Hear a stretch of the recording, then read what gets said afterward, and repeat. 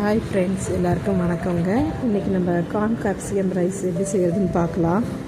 ஒரு பேன் எடுத்துகிட்டு அதில் வந்து பட்டை, லவங்கம், சோம்பு எல்லாம் போட்டுட்டு தாளிச்சுக்கோங்க. அதில் வெங்காயம், பச்சை மிளகாய் போட்டு நல்லா வதக்கிக்கலாங்க. இது ஆக்சுவலாக லஞ்சுக்கு பசங்களுக்கு லஞ்ச் பாக்ஸுக்கு வந்து நல்ல டிஷ்ஷுங்க. இது நல்லா வதங்கினதுக்கப்புறமா நம்ம இஞ்சி பூண்டு பேஸ்ட்டு போட்டுக்கலாம். இஞ்சி பூண்டு பேஸ்ட் போட்டதுக்கப்புறம் நல்லா வதக்கிக்கோங்க. புதினா இருந்தால் புதினா போட்டுக்கலாம். என்கிட்ட புதினா இல்லை, அதனால நான் புதினா போடலை. கட் பண்ண தக்காளி போட்டுக்கோங்க.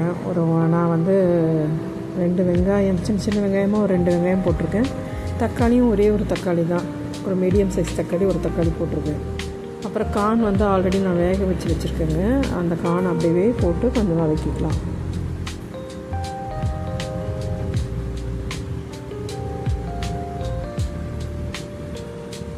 இப்போ இதில் வந்து நான் chilli powder 1 spoon, garam masala ஒரு 1/2 ஸ்பூனு, சால்ட்டு, அப்புறம் டர்மரிக் பவுட்ரு எல்லாம் போட்டு நல்லா வதக்கிக்கலாம்.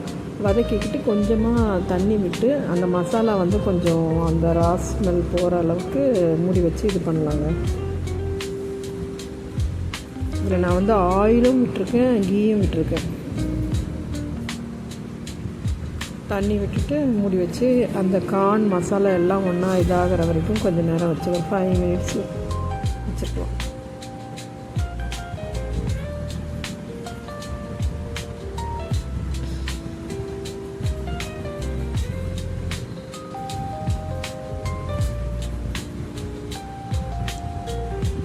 இது ஓரளவு கிரேவி ஆகிடுச்சு பார்த்தீங்களா. இப்போ வந்து கேப்சிகம் வந்து நம்ம ஃபஸ்ட்டே போடக்கூடாதுங்க. கேப்சிகம் வந்து போட்டு ஒரு 2-3 மினிட்ஸ்லேயே நம்ம வந்து ரைஸ் போட்டணும். அப்போனா அந்த ஒரு க்ரன்ச்னஸ் இருக்கும்.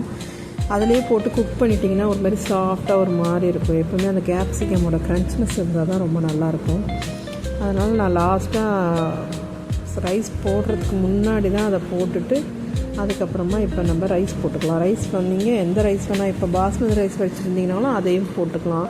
நான் நார்மல் பாயில்டு ரைஸ் தாங்க, அதையே போட்டு இப்போ இது பண்ணுறேன். அது கொஞ்சம் நேரம் வடித்து அந்த சாதத்தை வந்து கொஞ்சம் காத்தாட வச்சுட்டு அதுக்கப்புறமா இதில் போடலாம்.